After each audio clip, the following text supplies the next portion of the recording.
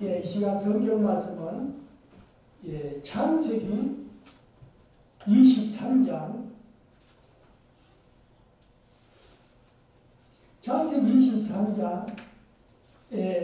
이것이 좀 길기 때문에 1절과 2절 보시고 끝에 가서 18절에서부터 20절까지 보시도록 하시겠습니다. 제 성경 페이지로는 30페이지입니다.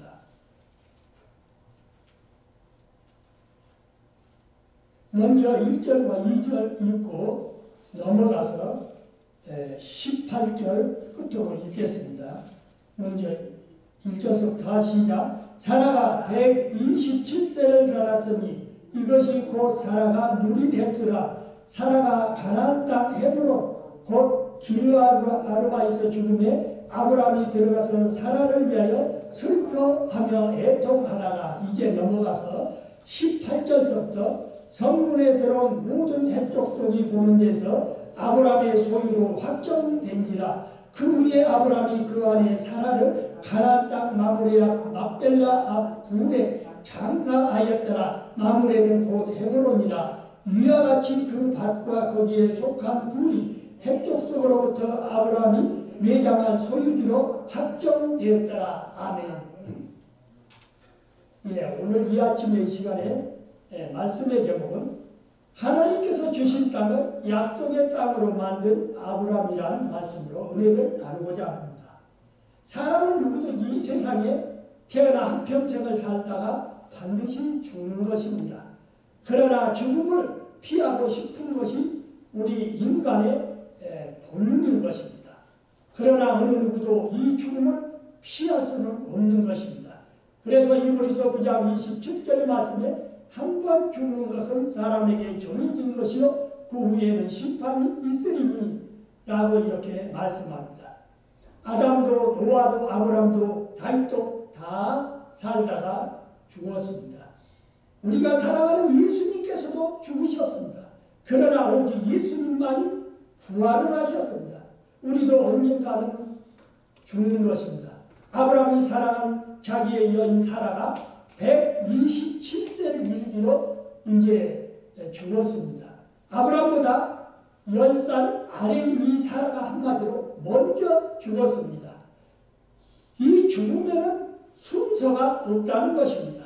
1절 말씀, 사라가 127세를 살았으니 이것이 곧 사라가 누린 횟수라. 127세라 하면 결코 적은 나이는 아닌 것입니다. 산 만큼 살았다고 볼 수도 있는 것입니다. 그러나 얼마나 살았는지 이게 중요하지 않는 것입니다. 무엇을 하면서 어떻게 살았느냐가 그게 더 중요한 것입니다. 어떤 사람은 비록 일찍 죽었지만 그 생애 동안에 누구보다도 보람있고 의미있게 잘 살았던 사람도 있습니다. 이 사라의 인생은 의미가 있고 보람있게 살았다는 사실을 우리는 알 수가 있습니다. 사라가 무슨 큰 일을 했다거나 위대한 업적을 남긴 것도 아닙니다. 그저 아브라함에게 시집가서 그저 이삭 아이 하나 낳고 잘 키우다가 죽은 것 외에는 별로 큰 것은 없습니다. 임신이 불가능한 이 90이란 나이에 하나님의 그 특별한 은혜를 입고 이삭을 낳아서 그가 이 이삭을 잘 키워가지고 하나님 앞에 자기 몫을 다할 때까지 잘 양육했던 것입니다. 이 사라의 아들은 약속의 아들이요 그 아들을 통해서 먼 훗날 메시아가 이 땅에 태어나실 것이기 때문이었습니다. 얼마나 큰 일을 했느냐, 얼마나 많은 일을 했느냐, 하나님 앞에는 이게 결코 중요한 일이 아닌 것입니다. 중요한 것은 하나님께서 원하시는 이 생애를 살아왔느냐가 이게 중요한 것입니다. 예수님의 어머니 마리아도 그랬습니다. 예수님이 이 세상에 태어나심으로 마리아는 여인으로서 가장 영광스러운 삶을 살았다고 볼 수가 있습니다. 마리아는 예수님을 임신을 했고 해산하여 잘 키웠고 예수님이 십자가에 못 박혀 죽으실 때까지 잘 돌보고 뒷바라지를 잘 했습니다. 그러나 마리아는 가장 영광스러운 생애를 살았던 것입니다. 의미가 있고 보람있게 사는 것보다 영광스러운 것은 없다는 것입니다. 우리의 생에서 가장 의미 있는 것은 하나님의 섭리와 계획을 따라서 우리가 살아가는 것입니다. 예수 그리스도는 하나님이시었지만 인간의 몸을 입고서 세상에 오셨다는 것입니다. 이 세상에 오신 주님이 하신 일은 단 한 가지였습니다. 그분은 많은 병자들을 고치시고 복음을 가르치셨습니다. 예수님은 한마디로 능력이 많은 분이었습니다. 능력이 많은 사람은 여러 가지 일을 하는 것입니다. 그러나 예수님은 한 가지 일에 집중을 하셨다는 것입니다. 십자가를 지는 일이었습니다. 그것은 하나님께서 원하시는 그분의 생애였다는 것입니다. 또한 사도 바울은 특별히 학자적인 달란트가 있었습니다. 신약 성경의 3분의 1을 그가 쓴 만큼 아주 지적인 사람이었습니다. 그런 열정도 있었고 리더십도 있는 큰 인물이었습니다. 그는 생애에 감옥에서 지냈고 자기 집에서 살지도 않았고 결혼도 하지 않았습니다. 그는 자기 민족의 유대인을 위해서가 아니라 이방인들을 위해서 자기의 삶을 헌신을 했습니다. 그러나 아무도 사도 바울의 삶을 두고서 실패한 인생이라고 말하지 않습니다. 오히려 그가 가치 있고 의미 있는 삶을 살았다고 이렇게 다 평가를 합니다.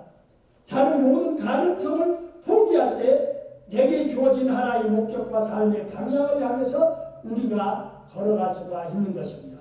우리의 삶의 의미와 목적은 과연 무엇입니까?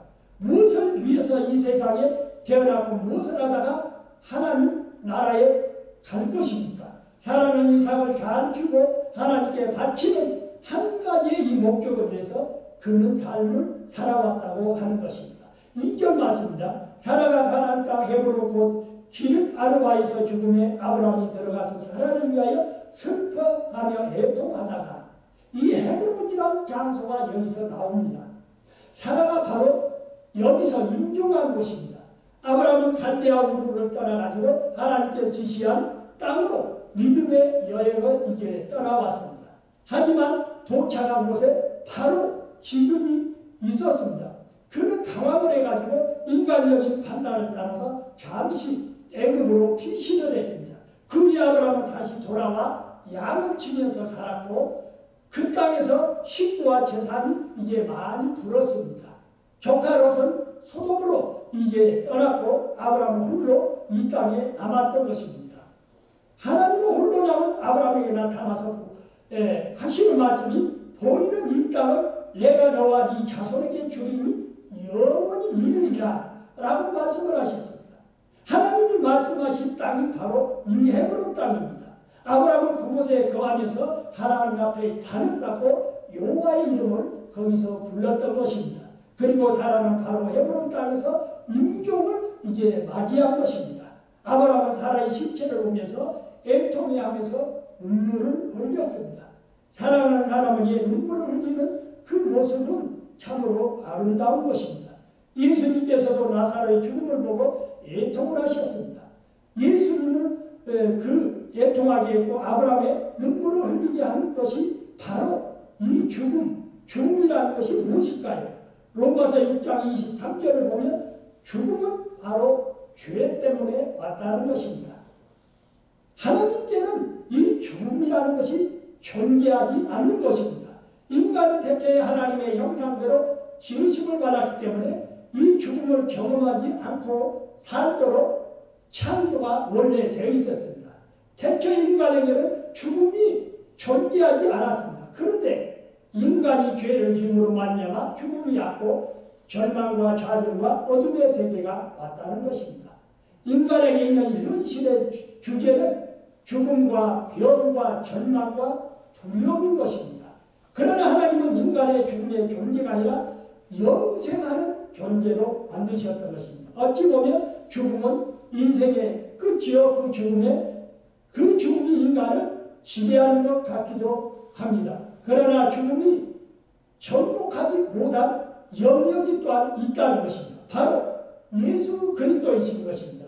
예수님은 인류의 모든 죄 때문에 그분은 죽으셨지만 이 사망의 권세를 깨뜨려버리고 부활을 하셨다는 것입니다.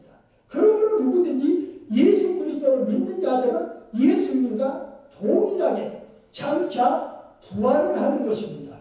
이 죽음은 인생의 끝이지만 우리는 예수 그리스도로 말미암아 이 사망을 이길 수 있는 것입니다.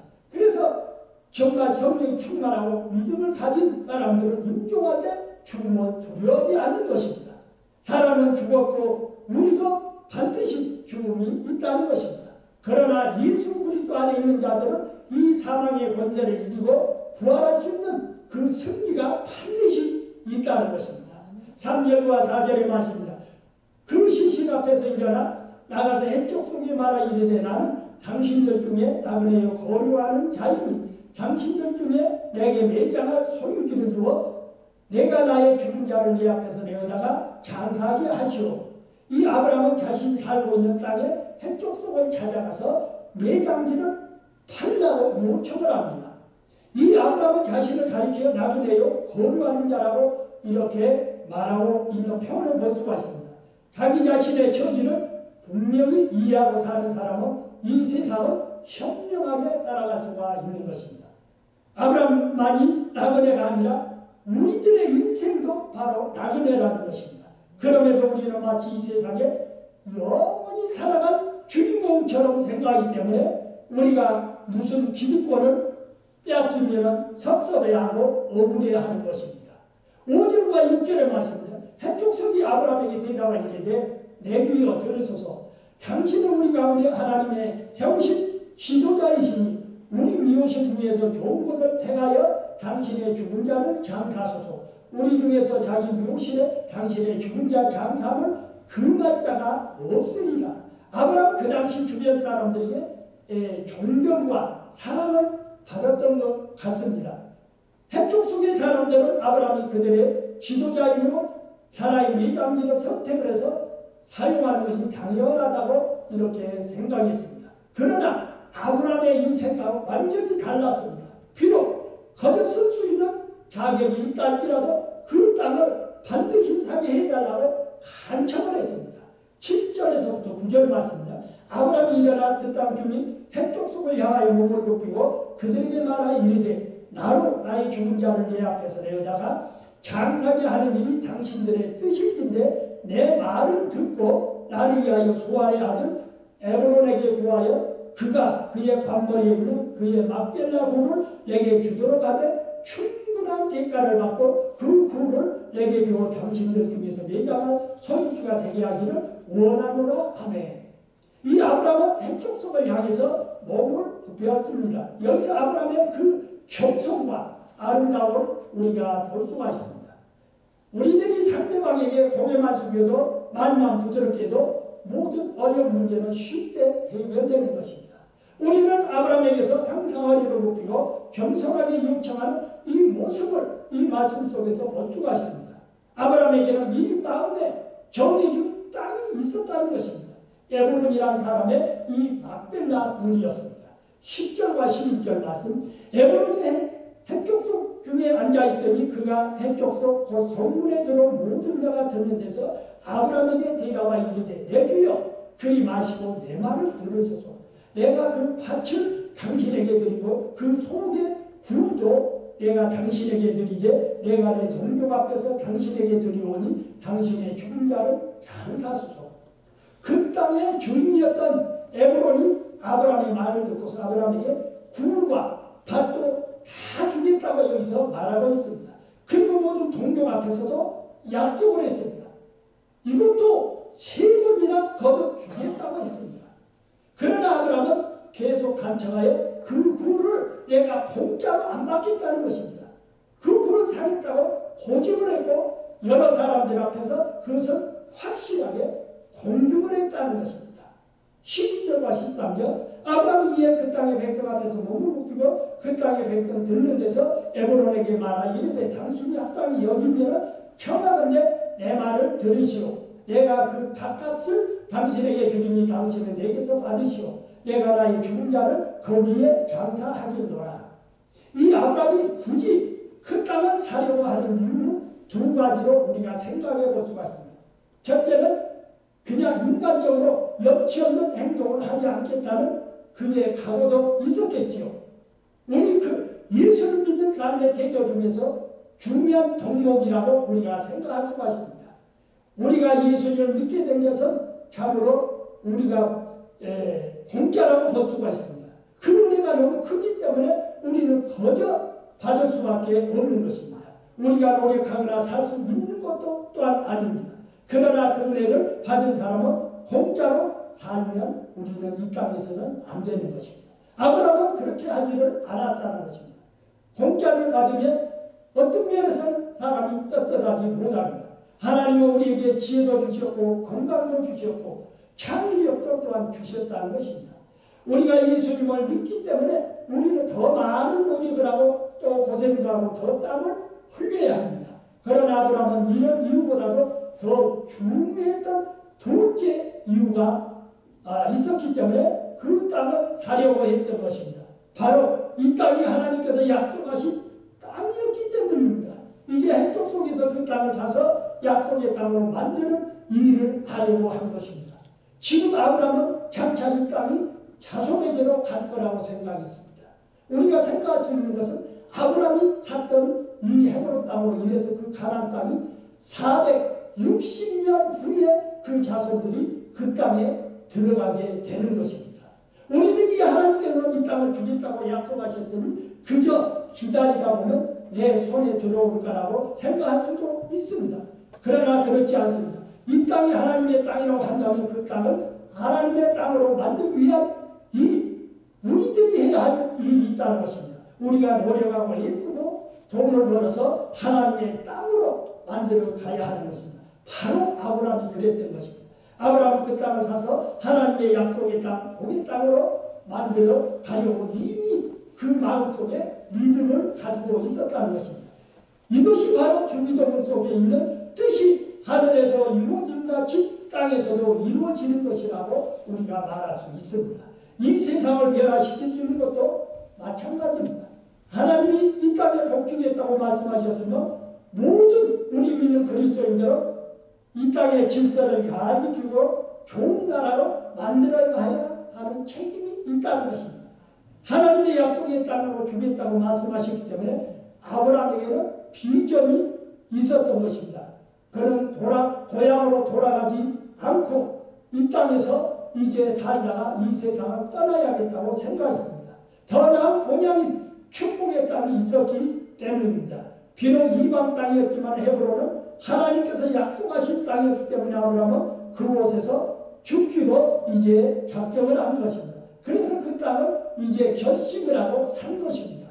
그곳에 하나님의 이삭과 비전을 실현해 나아가는 것입니다. 이것이 바로 믿음이라는 것입니다. 믿음에는 땀과 노력과 개척과 헌신이 필요하다는 것입니다.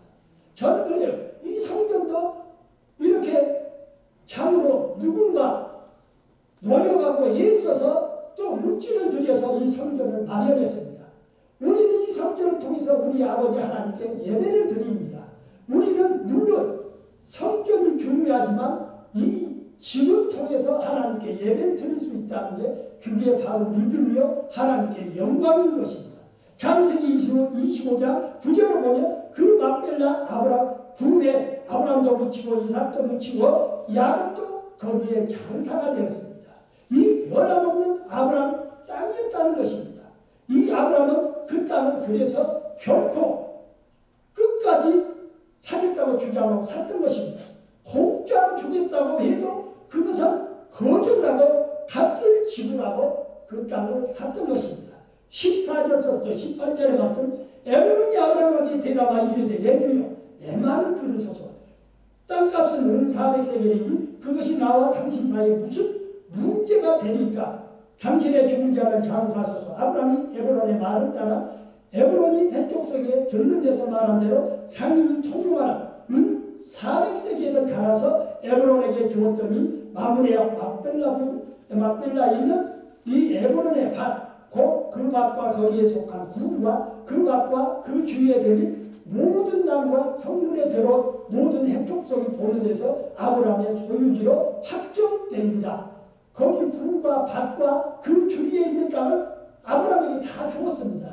왜? 아브라함이 돈을 확실하게 주었기 때문에. 에브론은 다시 한번 그 땅을 거저 가지라고 말했지만 아브라함은 모든 사람이 보는 데서 값을 주고 그 땅을 샀고 그 땅이 자기 땅이 되었으면 모든 사람 앞에서 이제 확인을 했다는 것입니다. 하나님께서 주신 약속과 비전 때문이었다는 것입니다. 하나님은 우리에게 자녀를 주셨고 그 자녀들에게 또한 복을 주시는 것입니다. 그러면 우리는 자녀를 향해서 꿈을 꾸면서 그 자녀를 향해 믿음들을 가져야 합니다. 하나님의 꿈이 내 자녀들을 통해서 이 땅에 이루어짐을 믿고 우리는 살아가야 합니다. 19절과 20절의 말씀입니다. 그 후에 아브라함이 그 안에 사람을 가나안 땅 마므레와 막벨라굴에 장사하였더라. 마므레는 곧 헤브론이라. 이와 같이 그 밭과 거기에 속한 굴이 해족속으로부터 아브라함이 매장한 소유지로 확정되었더라. 아브라함은 막벨라굴과 그 땅을 산 것으로 인해 이제는 하나님의 약속의 땅에 한 발을 들여놓은 것입니다. 우리는 세상에서 이제 한마디로 비즈니스도 하고 여러 가지 또 자기 나름대로 이렇게 직장도 다니고 합니다. 그것이 과연 우리에게는 무슨 의미가 있을까요? 우리가 하는 일을 통해서 성령의 역사가 일어나면 비전을 가지게 되고 그 땅과 사업은 하나님 앞에 가치가 있다는 것입니다. 그거를 통해서 한마디로 하나님의 역사의 비전을 이루어갈 수 있다는 것입니다. 아브라함이 산 땅을 어떻게 보면은 힘도 작았고 굴 하나뿐이었습니다. 하지만 그가 그 땅을 산 순간은 하나님의 약속이 드디어 시작되는 순간이라는 것입니다. 그 막벨라굴이 하나님의 약속의 땅으로 변한 순간인 것입니다. 내가 가지고 있을 때는 그냥 보통 자그마한 것이지만 하나님이 그 땅에 기름을 부으시면 복된 땅이 되고 민족을 살리는 땅이 되며 역사를 변화시키는 곳이 된다는 것입니다. 우리 가정과 자녀가 이런 축복과 자녀가 되면 우리가 소유한 물질도 또한 이런 축복의 물질이 될 수 있다는 것입니다. 아브라함이 소유한 막벨라 굴 위에는 없었지만 그에게는 장차 먼 장래에 자기 자손들이 가질 수 있는 그러한 믿음을 가지고 있었다는 것입니다. 이것이 바로 하나님의 약속의 땅이었던 것입니다. 그는 그것을 멀리서 보고서 믿음을 결정을 했고 행동하면서 그곳에 한마디로 씨앗을 뿌렸다는 것입니다. 이 세상의 목적이 아니라 더 나은 본향이 있었기 때문입니다. 그래서 그는 그 믿음의 삶을 살 수가 있었던 것입니다. 우리 삶에 아브라함같이 아름다운 흥분과 축복과 감격이 있기를 원합니다.